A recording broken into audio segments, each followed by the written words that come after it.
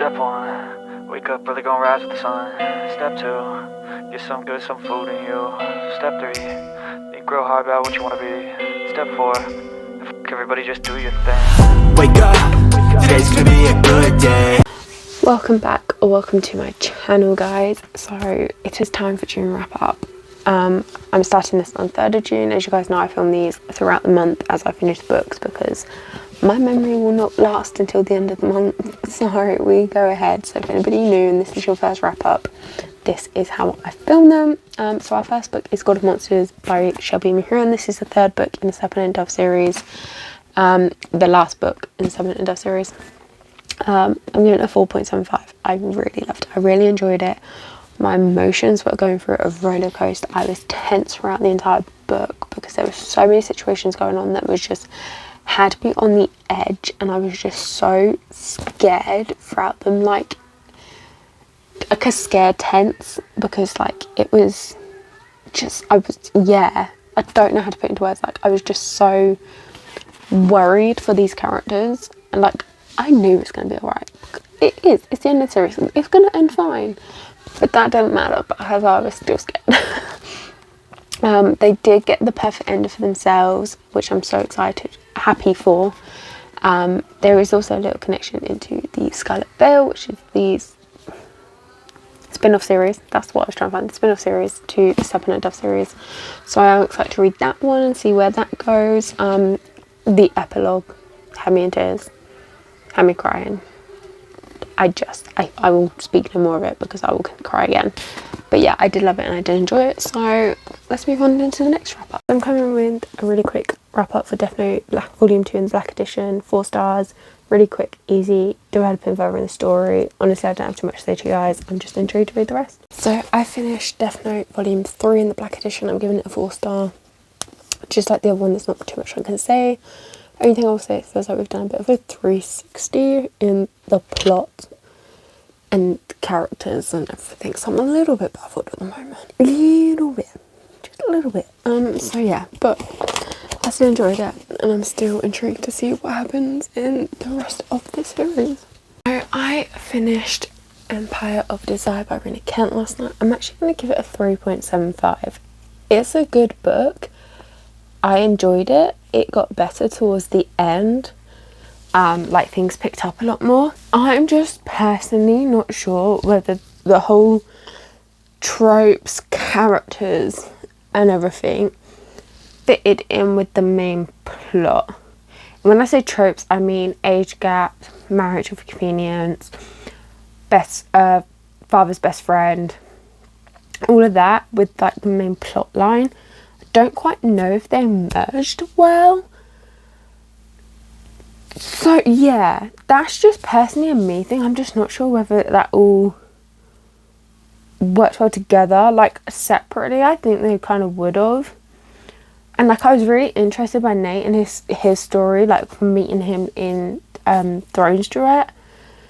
So yeah, and I'm just not sure about Gwen's character. I know she's obviously meant to be the younger character. I'm just not sure if she just came across a bit too much childish. Like, it just felt a little bit cringy at points and stuff. So, yeah. But again, I still enjoyed it.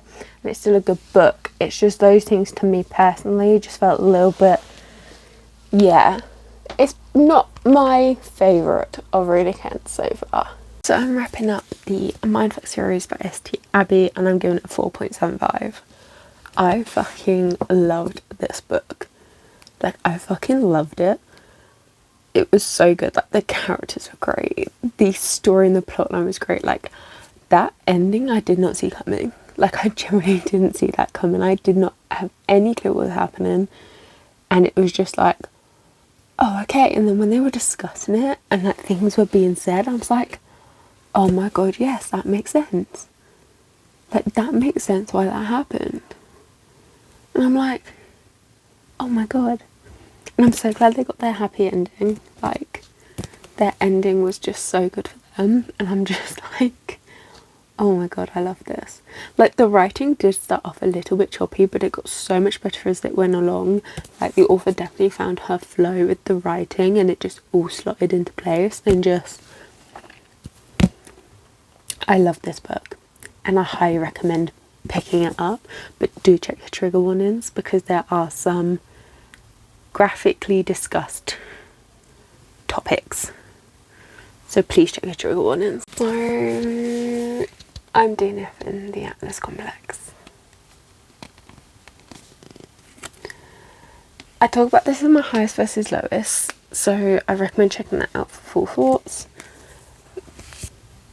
But I know her writing style, but for some reason this in here, it was putting me to sleep. It was putting me to sleep, and I was lacking motivation to pick it up. I'm no longer in the 52 pages I've read, I'm no longer interested in the story. Like, I'm so confused, I'm lost. I just don't have the want to read it, and I'm not going to put myself through reading it to put myself in a slump. So we are DNF in the Atlas Complex after I've waited so long to read it. But it's fine. It's fine. At least I finally gave it a go. Clearly this was just not meant to be this book, so yeah, this is where, yeah. So I have finished Once You're Mine by Morgan Bridges. This is the first book in the Possessing Her duet. I'm giving it 4 stars. I quite enjoyed it. It's intriguing, the tension built as it went on, and the ending does leave you on a hanger. This is Stalker, Who Hurt You, kind of vibes. This is what we're going on. I feel like there's another trope, but my mind's just drawing blank. Happening a lot at the moment. But yeah, I do feel like the beginning we weren't really given much of a chance to connect with the characters. The plot was moving quite quickly, so I felt like we were kind of just a little bit thrusted into it, and into the story. But it does eventually get pace, and we do eventually start connecting to them. And I have enjoyed the characters and have like built that bit of a connection with them, and I do love them as characters. So yeah, it's not a bad book. I enjoy it. It's a really quick pace. You literally fly through this. So yeah, I do recommend picking it up if you guys want a little of it's a dark romance, but it's not too dark. You will be kind of on the safe side. If you're kind of starting out with dark romances, I would say this is probably one of the best ones. But I will come back to you after the second book, because things could change. So I'll see you guys in the next one, which will be the second book. So I finished Now You're Mine. Where is it? Can you see it? I think you can see it. We're going to give it a go. We're going to go with that. I'm giving this a 3.5. I can't remember where I left it off with my wrap up earlier for you guys coming into this one. But like, by 50%, I had lost all interest in the story. I no longer cared what happened. Like, I know it sounds really harsh and I apologise for that, but that's just how I felt. It was quick still. Quick read. Some things were resolved. Others weren't. The ending was rushed. Felt like everything happened in the last 80 pages. One of the things that resolved, like, it made sense because of the connections, but then also felt very random. I know it makes no sense, but in my head, I promise you it does. So yeah, this one I have not much to say because it has just left me feeling very meh. So we're going to go to the next book, and hopefully it's a lot better than this. So I have finished Unfortunately Yours by Tessa Bailey, and I'm giving it a 4-star rating. I enjoyed it. I did prefer this one to the second one. The plot was strong. Their story was an interesting one. The development was strong throughout. I was happy with the ending that they got. It was a good ending. And the characters in this one, this couple, felt more realistic than the characters in the first book. Something in that first book just didn't sit right with me, but this one was a lot better, so I do prefer this one to the first one in this series. So yeah, I did enjoy it, and I don't really have much else to say to you guys, if I'm being honest. It's just one of those books that was easy to read. Hey guys, wrap up time. I finished Mad at Desire by LJ Shen and Parker S. Huntington. I'm giving this a 4.25. definitely preferred this to the first book. I mean, don't get me wrong, I still enjoy the first book, but I definitely preferred this one. The characters felt more realistic. I loved their story. The development of it was really well paced. Even like the development from them as individual characters, them as a couple, some of the side characters. There was so much detail to it, and it definitely showed, and it was definitely well done. It then didn't feel overly detailed. It didn't become too much. And there's some really great representation in here as well for asexual sexuality, anxiety, grief. I'm getting through them. I think depression was in there as well. So yeah. Or at least a mention of depression. I think depression was a mentioned one. So yeah, there's some really, really great representation in here, and I do recommend picking it up. If you guys enjoyed the first one, then you will obviously enjoy this one. But I think if you guys didn't enjoy the first one, I do think you may enjoy this one, because it did feel different, and the characters had different like layers to them. So it definitely felt a bit, like I said, a bit more realistic maybe in this one. So I do think if you didn't enjoy My Dark Romeo, I think you would enjoy My Dark Desire. So I read and finished Unbreakable Desires by Tanya Lynn last night. I was fortunate enough to receive an art for this in return for my honest opinion, and I enjoyed it. I really did enjoy it. It's only 128 pages, hence why it's nothing higher than a 4-star, but it definitely has the potential to be a full novel. It's got a strong backbone to the story, the plot, the characters. It is all there, so it definitely has that potential, but otherwise I still enjoyed it. The characters are lovable. They have some great personality. They're very like bubbly, whimsical kind of characters, but they don't have they definitely have the layers to them when needed, if I can speak. So yeah, like it's all there, and yes, obviously naturally everything progresses quite quickly because obviously it is a short book, but it still had the detail in there. It wasn't lacking that. It was still strong. So yeah, another nice easy read, and it is out now by the time you guys are watching this video, so you guys can go check it out. So I have finished Empire's Sin, and I'm by Rina Kent. I'm giving it a 4.25. I really enjoyed this. I really love the characters, I love the story, I love the tension that was built. As always, I love the writing. That's Rina Kent's work. It did take me a little longer to read this book, but just because of personal things. But once I was able to just sit and read it, I did just devour it today, so that is the main thing. But yeah, we have finished another book. Okay, so I'm just coming in to do a quick wrap up of Empire of Hate by Rina Kent. I'm giving it a 4.5.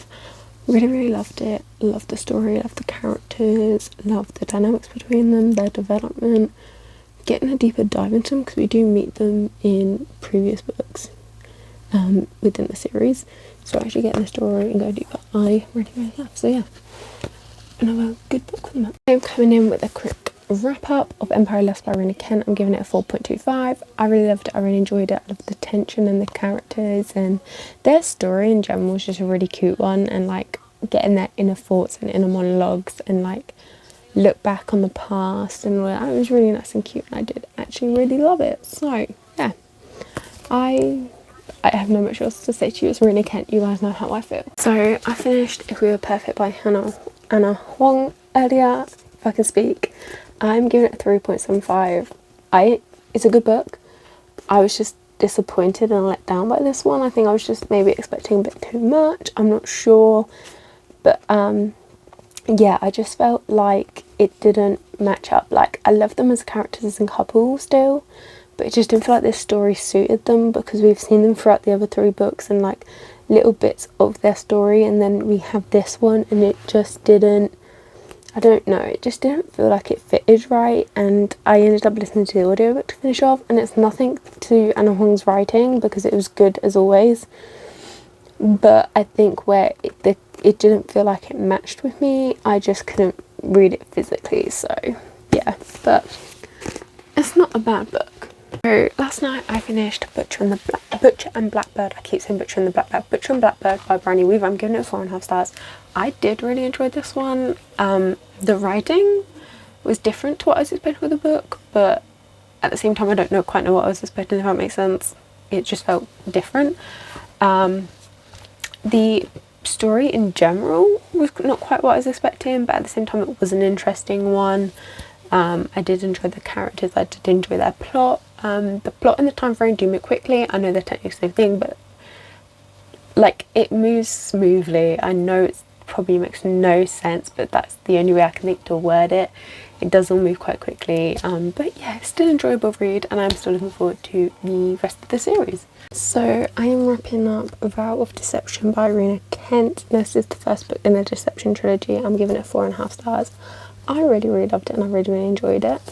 Yes, did I figure out what the cliffhanger was going to be and like the direction?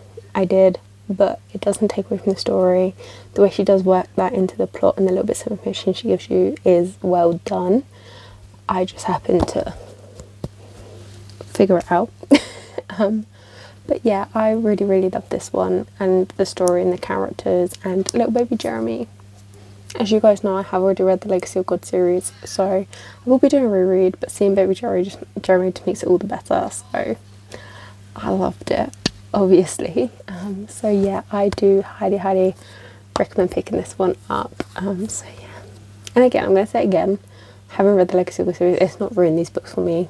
I'm now reading in order, it hasn't ruined them for me, so I wouldn't worry about that. So I mean, I do recommend reading the order, but I didn't feel put off by it, so yeah, I highly recommend.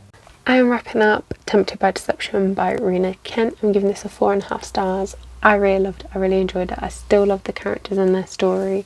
It's so well detailed and thought out, and like the writing is just so good with it, and you just flow through Rena Kent's work. Like literally once you can sit in the zone with it, you're gone, done and dusted. Do you know what I mean? Like you just fly through it.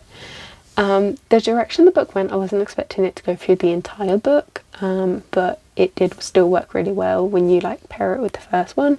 So I'm intrigued to see what happens with the third one, what's going to go on there, but I did really love it. So yeah, I am excited for the next one. So I finished another book. I finished Consumed by Deception. I'm giving it 4.5. Now my thoughts and opinions are in my What I Read for a Week video, which will be coming after this wrap up comes up. But I loved it. I loved the characters. I loved the story. It was so well thought out. It was planned out really well, and yeah, I really loved it. And I just really needs to. I don't know.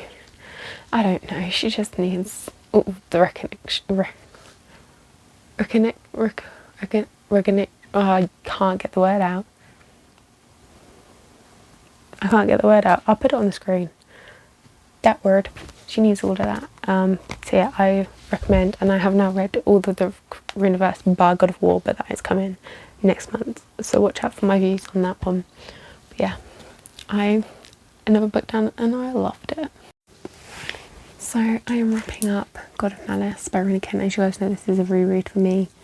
I'm actually up in the rating from a 4.5 to a 4.75 because I am just that much in love with this book and these characters. I felt I was doing a disservice on my reread without keeping it at 4.5, so I had to up it for a 4.75.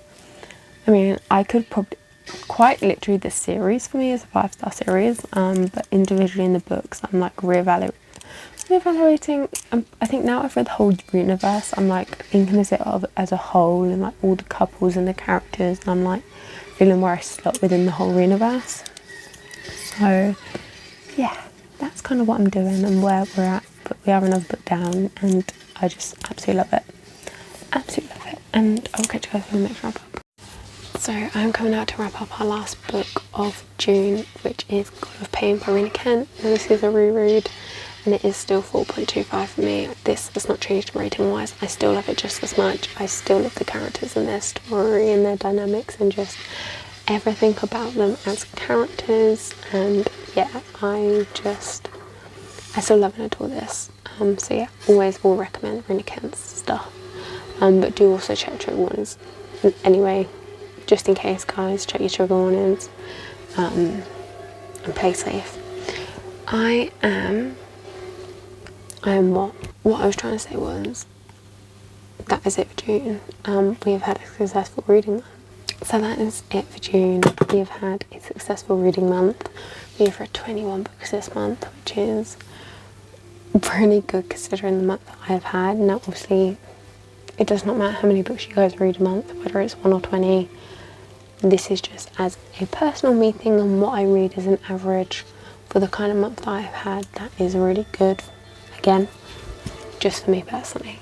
So please don't take that as an expectation what you should or shouldn't be reading of a month, because everybody's different. So yeah, that is our June. Let me know how your guys' June has gone, how your July is looking, like what's on your TBR for July, because it's the 1st of July this goes up, so let us know. And yeah, I'm gonna go because I'm not making any sense, so clearly I need to edit this video, upload it and get some sleep. That's what I'm gonna go do. So yeah, I'm gonna catch you guys in the next one, hopefully a little bit more coherent. And yeah, we're gonna go from there. So I'm gonna catch you guys in the next one. Don't forget to keep smiling, be kind, keep reading. Bye guys. Wake up, today's gonna be a good day. Wake up, today's gonna be a good day. Wake up, today's gonna be a good day. Wake up.